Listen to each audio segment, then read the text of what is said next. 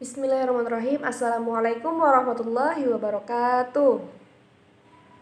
Alhamdulillahirrabbilalamin. Wassalatu wassalamu ala ashrafil anbiya'i wal mursalin Sayyidina wa maulana Muhammadin wa ala alihi wa sahbihi ajma'in, amma ba'du. Alhamdulillah, kita bertemu lagi pada pertemuan kita kali ini, yang mana kita bertemu pada mata pembelajaran fikih. Nah, sebelumnya anak-anak, bagaimana kabarnya hari ini? Alhamdulillah baik ya. Nah, sebelumnya Ibu ingin absen kalian dulu ya. Muhammad Irhamni, Rashid Rida, Alhamdulillah hadir semuanya ya. Baik, sebelum kita mulai pembelajaran kita pada hari ini, Ibu akan membacakan dulu ini tujuan pembelajaran kita pada pertemuan kita kali ini, yaitu peserta didik mengetahui pengertian hukum syariat, hukum dan syarat nikah, kemudian juga pengertian dan hukum khitbah, kemudian mengetahui pengertian mahram, dan juga dapat menyebutkan macam-macam pernikahan terlarang, kemudian mengetahui ketentuan wali, kemudian juga mengetahui hukum mahar, walimah, walmah, dan dapat mengetahui hikmah pernikahan. Nah, baik anak-anak, jadi pada pertemuan kali ini kita akan membahas tentang pernikahan dalam Islam. Nah, dengan tujuan yang Ibu sebutkan tadi. Nah, bisa dibuka dulu buku LKS-nya masing-masing, halaman 56. Sudah? Oke, jadi pertama itu ada pengertian dan hukum nikah. Nah, pengertian nikah. Nah, nikah itu artinya suatu akad yang menghalalkan pergaulan antara laki-laki dan perempuan yang mana yang bukan mahramnya, sehingga menimbulkan hak dan kewajiban di antara keduanya dengan menggunakan lafaz imkan atau tanwis atau terjemahannya. Nah, kemudian pengertian secara luasnya, pernikahan ini merupakan ikatan lahir batin yang dilaksanakan menurut syariat Islam antara seorang laki-laki dan seorang perempuan untuk hidup bersama dalam satu rumah tangga. Nah, jadi nikah ini merupakan sebuah ikatan ya, ikatan lahir batin yang menyatukan dua insan, laki-laki dan perempuan. Nah, kemudian hukum pernikahan. Anak-anak sekalian, jadi hukum pernikahan ini ada yang bersifat mubah, ada yang bersifat sunnah, ada yang bersifat haram. Nah, jadi ada juga yang bersifat wajib dan makruh. Nah, semuanya ada. Kenapa bisa begitu? Pertama, kenapa jadi ada 5? Jadi para jumhur ulama itu membagi hukum pernikahan itu 5 tadi. Nah, yang pertama, kenapa jadi bisa mubah? Mubah itu artinya boleh. Nah, jadi hukum asal pernikahan itu sebenarnya adalah mubah. Namun bagi seorang yang tidak terdesak-desak oleh alasan-alasan yang mewajibkan nikah, nah itu jadi boleh bagi siapa saja yang sudah merasa siap, mapan, kayak gitu. Jadi tidak ada yang mengharamkan nikah sebenarnya. Pada awalnya itu hukumnya mubah. Nah, kemudian hukum yang kedua itu adalah sunnah. Nah, jadi sunnah ini alangkah lebih baik dilaksanakan gitu, lebih baik dipercepat gitu. Jadi berlaku untuk orang yang sudah memiliki bekal hidup, kemudian juga sehat jasmani rohani, mampu secara jasmani dan rohani, kemudian bisa menyongsong kehidupan berumah tangga, dan dia khawatir akan terjerumus ke dalam dosa jika dia terlalu berlama-lama. Maksudnya berlama-lama tidak melangsungkan pernikahan. Nah, jadi sunnah ya, sunnah diperbolehkan sekali bagi yang sudah mapan dan takut akan terjerumus kepada dosa. Kemudian hukumnya juga bisa wajib. Kenapa bisa wajib? Jadi wajib, kenapa jadi bisa hukumnya wajib? Ini berlaku kepada semua orang yang telah mencapai kedewasaan jasmani, rohani, dan memiliki bekal untuk menafkahi istri. Artinya sudah memiliki pekerjaan. Kemudian juga dia takut akan terjerumus dalam perbuatan keji jika hasrat kuatnya untuk menikah tidak diwujudkan. Nah, jadi kalau yang wajib ini dia sudah mampu secara jasmani dan rohani, kemudian dia sudah bisa menafkahi seorang istri, artinya memiliki pekerjaan. Kemudian yang terakhir, yang paling utama juga dia takut akan terjerumus ke dalam perzinaan. Nah, itu hukumnya jadinya wajib ya. Kemudian makruh. Kenapa jadi bisa makruh? Nah, jadi kenapa jadi bisa hukumnya makruh? Jadi bagi seseorang yang dia tidak mempunyai bekal untuk menafkahi seorang istri, tapi namun dia siap secara fisik. Nah, dan juga dia tidak memiliki hasrat, dia tidak memiliki kekhawatiran akan terjerumus ke dalam perzinaan. Jadi hukumnya makruh. Jadi alangkah baiknya dia harus harus mempunyai pekerjaan dulu kayak gitu. Jadi hukumnya makruh ya. Lebih baik ditunda dulu. Kemudian haram. Kenapa bisa jadi haram? Sebuah pernikahan itu berlaku untuk seorang yang menikah dengan tujuan menyakiti istrinya. Jadi seseorang yang mempunyai tujuan buruk, dia menikah tapi tujuannya itu tidak baik. Tujuannya itu ingin menyakiti istri, atau ingin memeras hartanya, atau hanya ingin memanfaatkan. Nah, itu jadi haram hukumnya. Nah, kemudian kita masuk pada khitbah ya anak-anak. Khitbah. Jadi meminang atau khitbah bahasanya ya. Nah, jadi khitbah atau pinangan yaitu permintaan seorang laki-laki kepada seorang perempuan untuk dijadikan istri dengan cara umum yang sudah berlaku. Nah, jadi khitbah ini biasanya kalau di kita biasanya itu menyerahkan jujuran kayak gitu ya, atau melamar gitu. Jadi cara mengajukan pinangan ini yang pertama itu pinangan kepada seorang gadis atau janda yang sudah habis masa iddahnya tentunya. Kemudian juga pinangan janda yang masih berada dalam masa iddah talak bain atau ditinggal mati suaminya yang boleh dinyatakan secara terang-terangan. Pinangan kepada mereka hanya boleh dilakukan secara sindiran. Kemudian perempuan yang boleh dipinang itu siapa saja? Nah, jadi ada 3 perempuan yang boleh dipinang. Yang pertama tentunya yang bukan berstatus istri orang. Yang kedua itu tidak dalam masa iddah. Nah, kemudian perempuan yang belum dipinang orang lain. Kemudian kemudian mahram atau perempuan yang haram dinikahi. Jadi yang pertama tadi ya, kita tidak boleh menikahi seorang istri yang sudah seorang wanita atau laki-laki yang sudah berstatus milik orang. Apalagi kita menikahi istri orang atau suami orang.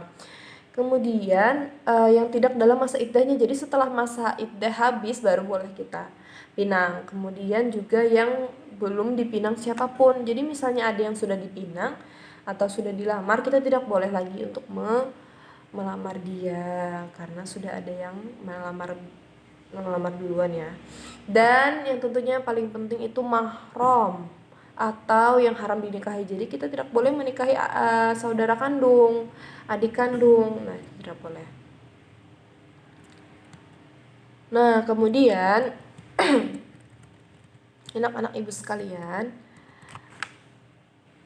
nah, kemudian kita masuk pada pernikahan terlarang. Jadi macam-macam pernikahan terlarang. Yang pertama itu ada nikah mut'ah. Jadi apa itu nikah mut'ah? Yang tujuannya hanya untuk bersenang-senang. Nah, untuk melampiaskan hawa nafsu. Nah, itu tidak boleh. Jadi nikah mut'ah itu sangat dilarang. Kemudian yang kedua itu ada nikah syigar atau kawin tukar. Jadi kawin tukar ini apabila ada seorang perempuan yang dinikahkan walinya dengan laki-laki tanpa mahar, dengan perjanjian bahwa laki-laki itu akan menikahkan wali perempuan tersebut dengan wanita yang berada di bawah perwaliannya. Jadi kayak saling bertukar gitu. Tidak pakai mahar tapi saling bertukar saling bertukar ini perempuan kayak gitu, atau perempuan atau wali gitu ya. Kemudian ada nikah tahlil. Nah, jadi nikah tahlil ini seorang suami yang mentalak istrinya yang sudah ia campuri agar bisa dinikahi oleh orang pertama yang pernah menjatuhkan talak 3. Nah, itu tidak boleh nikah tahlil. Kemudian yang keempat nikah beda agama. Nah, itu ya sangat tidak boleh. Nah, baik, kita akan masuk pada ketentuan wali atau sanksi ya. Jadi wali atau sanksi ini merupakan dua hal yang sangat menentukan sah atau tidaknya suatu pernikahan. Nah, kemudian pengertian wali itu adalah wali perempuan yang melakukan akad nikah dengan pengantin laki-laki yang menjadi pilihan wanita tersebut. Kemudian kedudukan wali itu kata di dalam hadis yaitu tidak akan sah suatu pernikahan tanpa ada wali. Nah, jadi kemudian juga syarat-syarat wali itu ada merdeka atau mempunyai kekuasaan, kemudian berakal, balik, dan tentunya Islam. Macam-macam tingkatan wali. Nah, wali nikah itu terbagi menjadi dua macam, yaitu ada wali nasab dan wali hakim. Nah, jadi wali nasab ini adalah wali dari pihak kerabat, kemudian wali hakim ini adalah pejabat yang diberi hak oleh penguasa untuk menjadi wali nikah. Nah, urutan wali nasab itu ada dari ayah, kemudian kakek, kemudian saudara kandung laki-laki dan saudara laki-laki sebapak. Kemudian ada anak laki-laki kandung, anak laki-laki saudara, ada paman saudara bapak, anak laki-laki dari paman dan anak laki-laki dari paman laki-laki, atau yang terakhir baru hakim. Jadi sudah misalnya tidak ada lagi ayah, saudara laki-laki atau paman, pokoknya tidak mempunyai keluarga satupun yang laki-laki, nah baru boleh memakai wali hakim. Nah, baik, itu tadi tentang wali atau sanksi ya. Kemudian kita akan masuk tentang mahar, jadi hukum mahar, pengertian dan hukum mahar. Jadi, pengertian mahar itu adalah pemberian wajib dari suami kepada istri karena sebab pernikahan bisa berupa uang, benda perhiasan, atau jasa seperti mengajar Al-Quran. Nah, kemudian ukuran mahar ini merupakan simbol penghargaan seorang laki-laki kepada calon istrinya. Dalam banyak riwayat dijelaskan bahwa mahar ini bisa berupa benda atau kemanfaatan suatu benda. Biasanya kita maharnya itu uang, emas gitu ya, tapi boleh yang lain. Sesuai dengan kesepakatan dari kedua belah pihak, dari laki-laki maupun perempuan.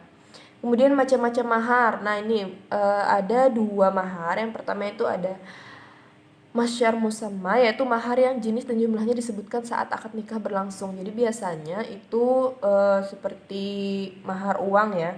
Jadi biasanya disebutkan sekian-sekian nominalnya. Kalau mahar yang kedua itu mahar mitsil, yaitu mahar yang jenis atau kadarnya diukur sepadan dengan mahar yang diterima oleh anggota keluarga atau tetangga terdekat. Misal seperti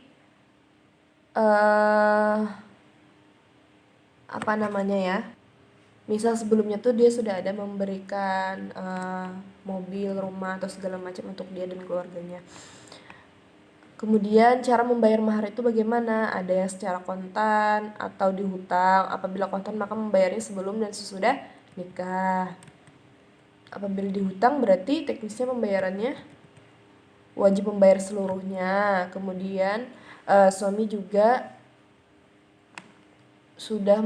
apabila suami sudah melakukan hubungan seksual dengan istri atau salah satu dari pasangan suami istri meninggal dunia walaupun keduanya belum pernah melakukan hubungan seksual. Jadi wajib dibayar seluruhnya ketika sudah melakukan hubungan. Kemudian kita lanjut ke materi selanjutnya. Kemudian kita masuk kepada yang terakhir, itu ada hikmah pernikahan. Jadi hikmah pernikahan itu yang pertama memenuhi tuntutan fitrah. Kemudian yang kedua ada menghindari perusakan moral. Kemudian yang ketiga ada mewujudkan ketenangan jiwa. Setelah itu yang keempat ada menyambung keturunan. Kemudian yang keempat itu ada menyambung keturunan. Nah, itu yang terakhir. Nah, baik anak-anak, itu mungkin itu aja ya. Sekian penjelasan dari Ibu. Mungkin ada pertanyaan dari anak-anak sekalian, silahkan diajukan. Ada yang ingin ditanyakan? Silakan, siapa yang ingin bertanya? Baik, Rashid Ridho yang bertanya. Silahkan. Oke, jadi pertanyaannya tentang bagaimana cara kita mempertimbangkan calon suami atau calon istri ya tadi maksudnya. Kalau misalnya dilihat dari ada salah satu hadis Rasulullah SAW yang mana artinya telah menceritakan kepadaku Sa'id bin Abdus Sa'id dari bapaknya Abu Hurairah radhiyallahu anhu, Nabi sallallahu alaihi wasallam bersabda, wanita itu dinikahi karena ada empat hal. Yang pertama karena harta, kemudian karena keturunan, kemudian ada yang ketiga karena kecantikan dan karena agamanya. Nah, jadi itu yang menjadi pertimbangan ketika kita ingin memilih calon pasangan kita. Yang pertama ada keturunan, kemudian ada harta, kemudian ada kecantikan atau ketampanan, kemudian ada juga agama. Nah, jadi itu yang merupakan faktor yang mestinya menjadi patokan menjadi pemilih jodoh. Nah, itu tadi. Ada keturunan, kecantikan, ketampanan, dan agama. Harta, keturunan, kecantikan, dan agama. Nah, namun kita harus, kalau menurut ibu sendiri ya, itu yang dilihat memang pertama harus agamanya dulu baru yang lain gitu. Kalau sudah agamanya bagus, misalnya dia ditambah cantik atau tampan, alhamdulillah gitu, jadi nilai plus. Ya, baik, itu aja pertanyaannya. Oke. Jadi sebenarnya menurut Ustadz Ahmad ya, kenapa jadi harta itu menjadi pertimbangan pertama? Karena memang disadari atau tidak, harta adalah hal yang sangat penting yang menunjang keberlangsungan keluarga walaupun bukan faktor utama. Nah, jadi memang kalau misalnya dalam hadis itu urutan pertamanya adalah hartanya. Nah, tapi kalau menurut ibu tersendiri agamanya yang dilihat pertama. Oke, baik. Sekian penjelasan dari ibu ya pada materi kali ini. Mungkin kita tutupkan, tapi sebelumnya ibu ingin meminta kalian untuk menyimpulkan materi kita pada hari ini. Silahkan yang ingin menyimpulkan. Ada? Oke. Silahkan Irham nih.